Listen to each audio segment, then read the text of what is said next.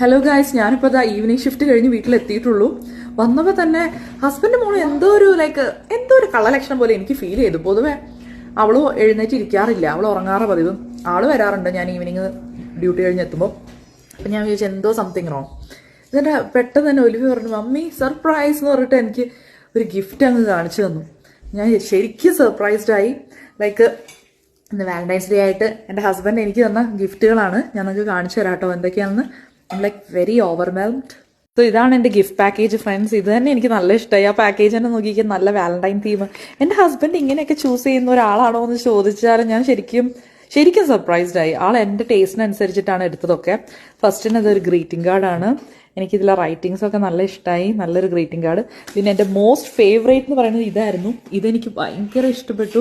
Steve മാഡൻ്റെ സാച്ചൽ bag നോക്കിക്കേ. ഇത് ശരിക്കും വാലന്റൈൻ തീമൊക്കെ ആയിട്ട് സൈഡിൽ ഇങ്ങനെ ഒരു കീശേനും കാര്യങ്ങളും കൂടെ ഇങ്ങനെ ഒരു ഹാങ്ങിങ് ഒക്കെ ആയിട്ടും അങ്ങനെ നല്ലൊരു സൂപ്പർ ബാഗ്.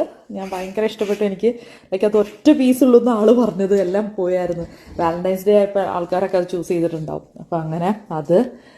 സെക്കൻഡ് തിങ് ഒരു ഇയറിങ്സ് ആണ്. ഒരു ബ്യൂട്ടിഫുൾ ഇയറിങ്സ്. ഇത് ജസ്റ്റ് എ സെക്കൻഡ്. ഓക്കെ, ഇതാണ് ഇയറിങ്സ്.